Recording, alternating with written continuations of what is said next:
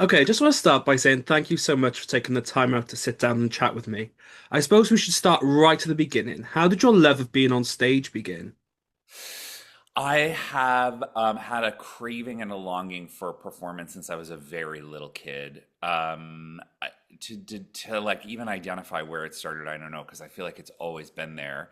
But my grandfather he was a radio show host, Hmm. and my dad was a radio show host, and so I grew up watching them performing on the radio. They were like morning drive kind of Hmm. guys, and so they had this public persona on the radio, this like Hmm. heightened, slightly larger than their own Hmm. actual personalities, and I grew up listening to them on the radio. And my grandfather also was trained in theater and loved theater Oh, and wow. performed in theater too. Hmm. So, and I would go see him in plays. So that was like the beginnings of it, like watching. But then my dad took me to see when I was very little. I mean, I don't even know how old, 6 or 7 maybe. I went to see Phantom of the Opera Wow. yeah, in Boston. And I was just this little kid, and it was my first big like spectacle Hmm. theater, and my eyes just bulged out of my head. I mean, I couldn't believe Hmm. what I was seeing. That's my like memory of the moment Hmm. where I went, this magical thing is happening and I want to be a part of it. It's interesting you brought up personas because at some point in that journey, the drag persona, Salty Brine, came into it. So where did Yeah. that come from and how did that start? Well, so my name comes from my grandfather, actually. I was born uh, and given the name Salty. My grandfather played a sea captain on a children's television show in the 1950s. Hmm. And our family name is really Brine. Wow. And so he played the sea captain, and then when I was born, they named me after his character on the TV show. Hmm. So I've Wow. been salty since I was little, Wow. and since I was born. Yeah. And for a while, I mean, as you saw in the show that I did in Cardiff, I talk about dressing up in my mother's clothes and playing with her makeup, and so that was a part of my life from a very early age. It was very secret, Hmm. private thing that I was very enthusiastic about and also very ashamed of. Hmm. And then I went away to university in New York, and I was Hmm. suddenly I was able to play with all that stuff without my family watching or anybody that knew me from that part of my life, like knowing or watching. And so I started to be a little bit braver and let it in Hmm. or let it out, or both. Um, and in terms of like persona, it's interesting because I spent maybe 7 or 8 years playing a character named Pepper Mills. Oh. So I had this drag persona here in New York. Nobody knew who I Hmm. was. I was young, and actually, like after 7 or 8 years, I started to get like a little following of people, and that was Hmm. very nice. But but it was really just me like trying a bunch of stuff out. And then when that fell apart, I mean, meaning I had gone as far as I Yeah. could with it, I just the persona thing, the idea of character kind of fell away, and who I really am actually started to come to the surface. Hmm.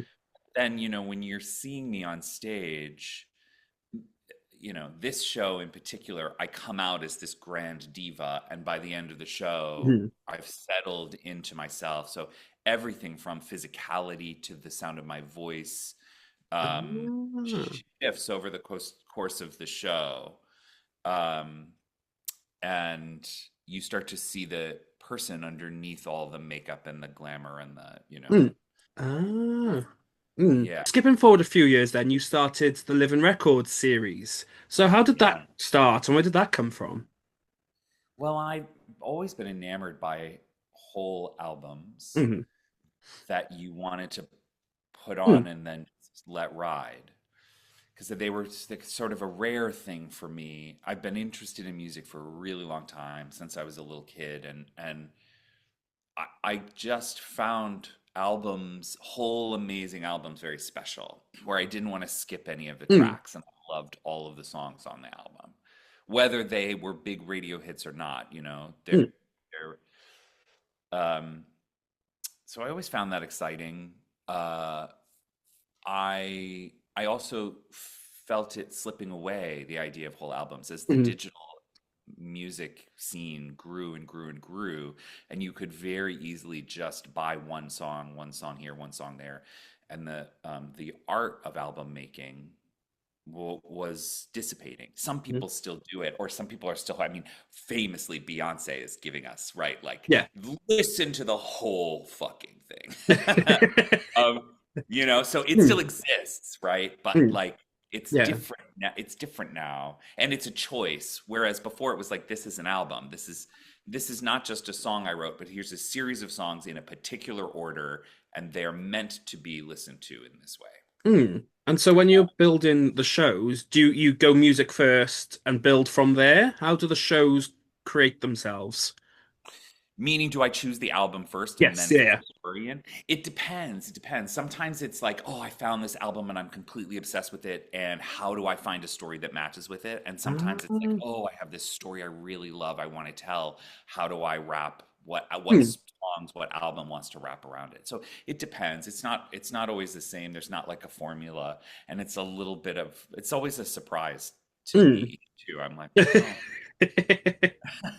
So oh. you've obviously mentioned the show in Cardiff, which was the story of Annie Lennox. Yeah. So where did that idea of the contents of my head come from?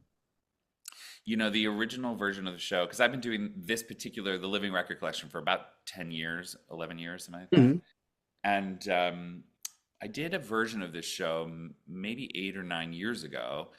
And the concept of it originally, all those years ago, was very Judy Garland heavy, mm. meaning I was using the music of Annie Lennox, performed in the style of Judy Garland, to tell the story of Judy Garland's life. Ah, Um, and so we did that version of the show, and and it was good. It mm, wasn't like but at that time, all those years ago, I was making stuff like back to back to back. Like, I mm, would just make it and we would perform it, and then I'd be like, okay, let's make another one.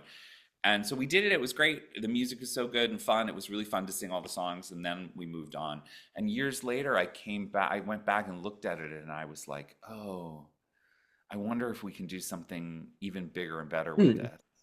And I'd had the awakening, the novel, The Awakening, in my heart for since I mm, read it when I was in high school, and I really loved it. And I always, when I was making these shows and looking for novels and stories, I was always coming back to that novel and mm, thinking, oh, I would love to tell this story because it was so powerful to me at the mm, time that I read it, for the first time.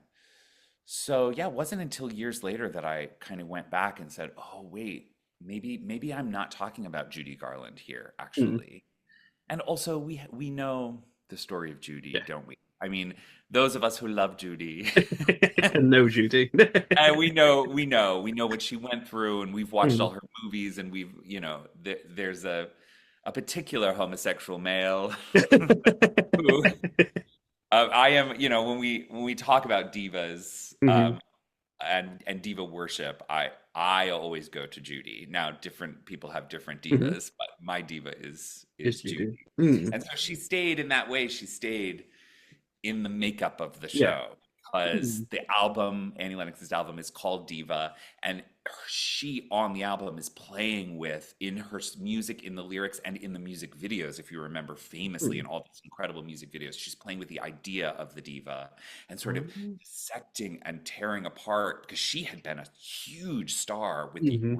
Eurythmics for many years before this moment, and was like coming face to face with her own identity as a Mm. diva, sort of like the conversation we were just having about persona, right? Mhm. Like, who is the person on the outside that the world is cheering, and who's the person on the inside Mm. when all of the feathers and the makeup and everything comes off?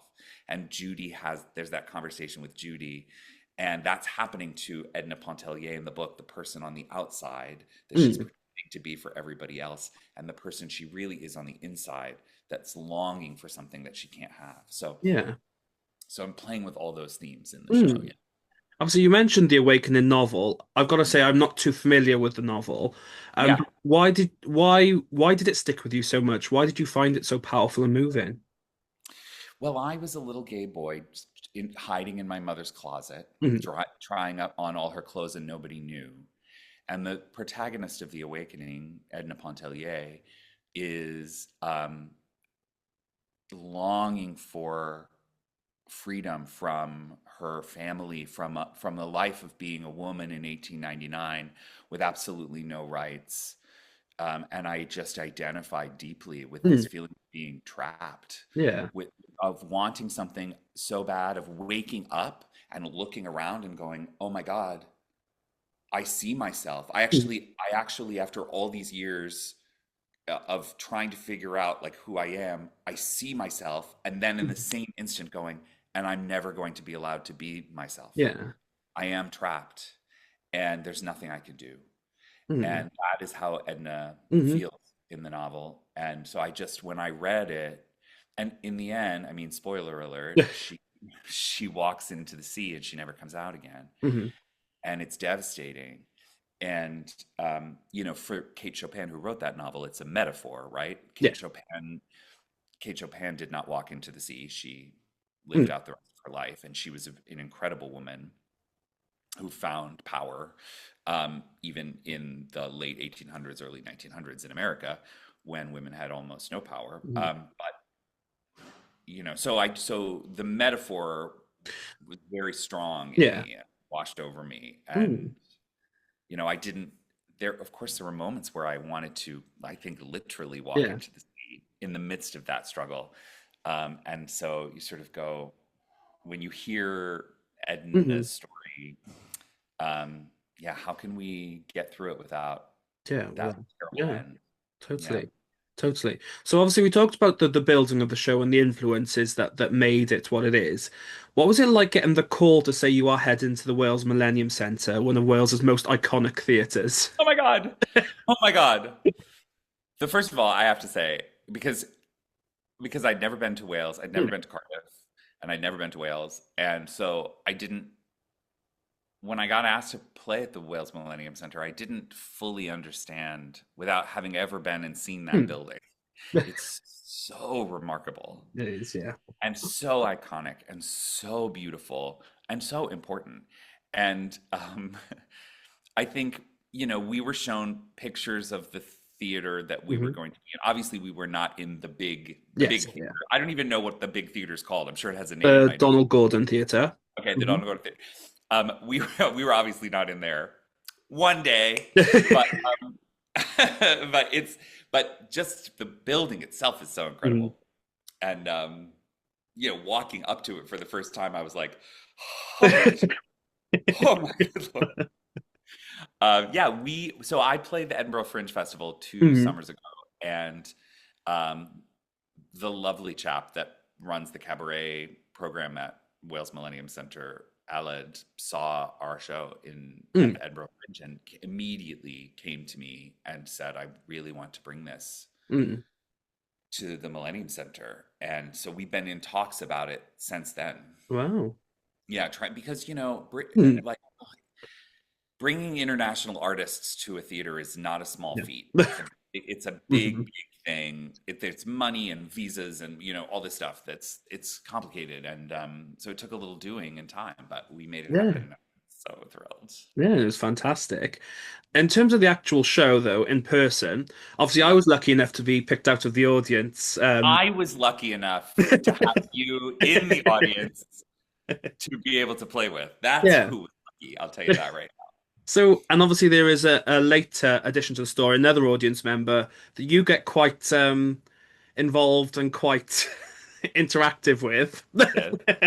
So, how do you go about picking the people out of the audience? How do you decide who's going to be fun to play with, and that sort of stuff? Yeah, yeah. Well, I'll tell you a couple things. One's going to take the magic out of it for you, and I'm so sorry. So I have a very limited uh, Yes. pick because of lighting. So Hmm.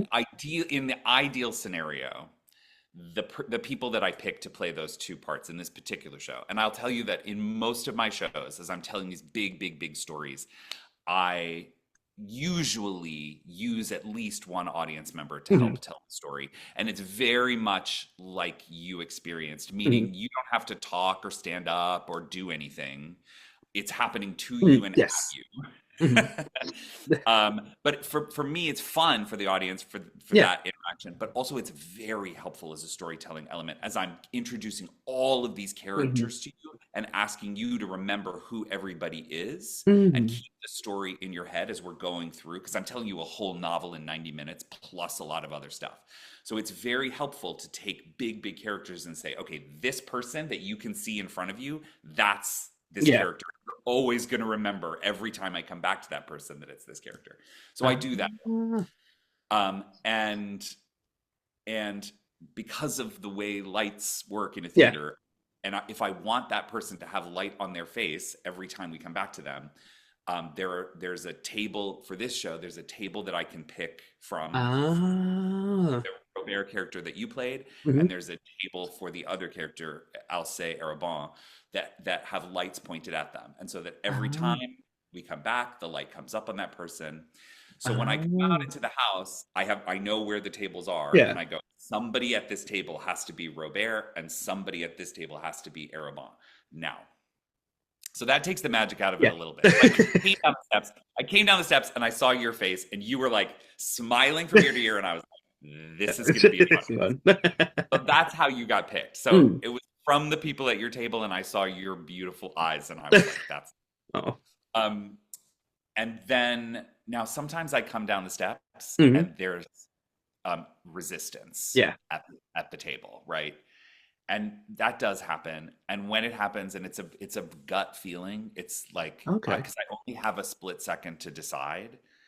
But if I feel like the person is not going to be fun, like Hmm. they're going to be so unhappy that it's going to make the audience uncomfortable, Yeah. or if it feels unsafe for me, Yeah. like the person is like been dragged to this show and they're Mm. really pissed off, or I'm like, oh, you don't maybe like men dressed up in women's clothing, like if I get that Yeah. vibe, then I will pick somebody else at a different table and Uh, won't get the light on them, which is a huge bummer because it's really helpful in the mm. storytelling to be able to see the person's face and their reactions to everything I'm saying and doing. So, so Yeah. yes. Ah. In terms of that moment, and like if there's four people sitting at that table, who do I pick? Yeah, the person that looks the most delighted. Yeah. I will tell you too that like the worst, not the worst pick. The worst pick is somebody that really doesn't want to be talked to. Yeah. That's the worst pick. But I'm pretty good at going like, oh, you don't Yeah. want me to. But like the second worst pick is an actor because Hmm. an actor will be like, oh, I'm in the show. This is Oh. that's not good. So, but obviously that is throughout the show. In the closing moments of the show, you start removing the sort of traditionally drag elements Yeah, of the character of the person performing, yeah. to do Somewhere Over the Rainbow. So, why did you decide to include that and the sort of taking off of things at the end of the show?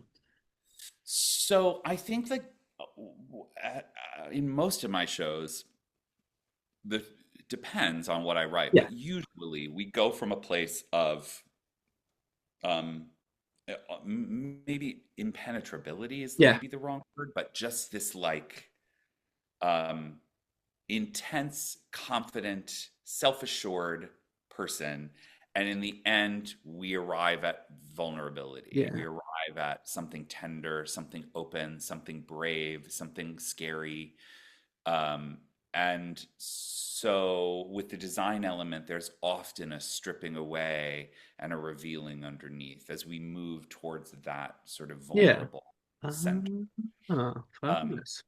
and it's always in conversation with my design team. I have a brilliant costume designer and a brilliant lighting and set designer, and then a Mm. director. And the four of us are constantly talking about every single tiny moment in the show and every detail of the costume and how it changes and moves and whatever. And So yeah, so in this show, we wanted to, yeah, get to Mm, that tender, vulnerable place. And I'm talking about dressing up and mm, putting on and covering up. And so it made sense to sort of at the end pull mm, it back in a way. mm. Yeah, Totally. that's all. It's just in a design meeting Mm. and rehearsal. So we sort of found it. Yeah. But the sort of the whole show is told with the live bands with the fantastic Ben, I believe his name was, leading. Ben Yeah, Langhorst, my music director. Yes, fantastic. he's so Um, amazing. and builds this sort of cabaret feel. Now, Yeah. having done a little bit of looking online, cabaret isn't as big of a scene in America as it is in the UK. Hmm. So how do you think your perspective of cabaret is different, or why is it the same as, say, the British audiences? Yeah, it's interesting. Well, cabaret, listen, I live in New York. Cabaret is really big in New Yeah. York and probably not really big in most of the rest of America. Mm, But uh, there's kind of there's a very traditional, probably American traditional cabaret here in New mm, York, which is like one singer sitting on a stool with a microphone and a piano player singing songs from musical theater and mm, jazz standards and telling the story of how they first heard about that song, or this one time when mm. they were, like they're telling stories from their lives, but and maybe there's a theme sort of generally. But the point of it is the singer's voice, like the Yeah. sound of their voice and their ability as a musician and a Hmm. vocalist. And you go and to hear that. That's why you're there. And maybe they're funny and telling little stories along Hmm. the way. The stories are kind of besides the point. It's like Yeah. you're there to hear them sing. Um, and there's a lot of that in New York. There's a lot Okay. of that. From the highest levels of like the biggest Broadway performers to like people in Yeah. dingy bars and stuff doing, there's a lot of that. And that never really appealed to me, but I'm a theater nerd. Like I am a storyteller. Hmm. And so I wanted to take that form and use Um, it to tell stories. mm, Um, so I work in the box of cabaret, which is there's music, there's no fourth wall. I'm talking, I'm doing story song, story song, story song, story song, but I'm kind of fucking with mm. the traditional Yeah. box. Totally. I'd say too, like one of the things that I think we meaning the UK and America has in common, though there's differences in it, is that you guys had and have reverberations and echoes of like the music hall, Hmm. Yeah. and we had vaudeville, and there's a lot of crossover between those two things, Um, and I think we see some of that style of comedy still exists yeah. in our world, even in our sitcoms, and in some instances stand-up comedy and drag, Hmm. and there's like still elements of those things, even though all the people that made all of that stuff all those years ago have long since passed away, that the ethos of it still reverberates in the culture. Mm, And I'm a big fan of that mm, style of comedy and variety, and um and I think drag comes up through that mm, too. I mean, the kind of drag performance and variety and comedy scenes that we have today are rooted in that mm. old Totally. style and Yeah. comedy. Oh, fantastic. So we are coming to the end of my questions, but I do have a couple more. Yes, give it to me. Where can people stay up to date with you and what you're doing? So you can always visit my website, which is www.thesaltiestbrine.com, or follow me on Instagram at the saltiest brine. And if you sign up for my mailing list, every time I've got a little show coming up, be it in the Hmm. UK or in the US or wherever, we just send out a little thing. And yeah, you can always just follow that way. Yeah, fabulous. And finally, what advice do you have for young performers looking to get into the industry? Yeah. I mean, I'll tell you a piece of advice that somebody gave me long ago that has served me very well, which is just make many, many, many things. Mm, Force yourself to be prolific, and don't spend years trying to make one thing good.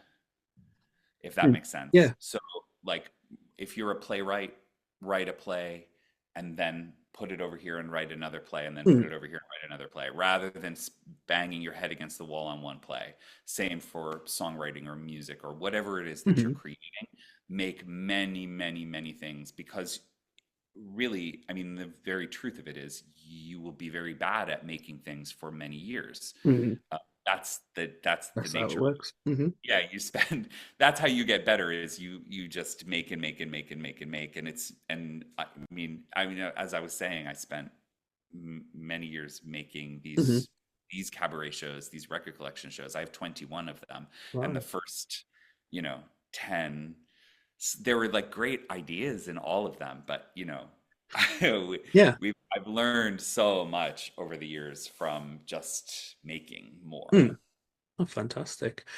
So I started by saying it, but I'll end the same way. Thank you so much for taking the time out to sit down and chat with me. I will put all the links to the review, to your website in the comments below so people can scroll down and click away. But obviously, I wish you the best of luck and I shall speak to you soon. Thank you so much. It's been an absolute delight to chat with you, and thanks for having me.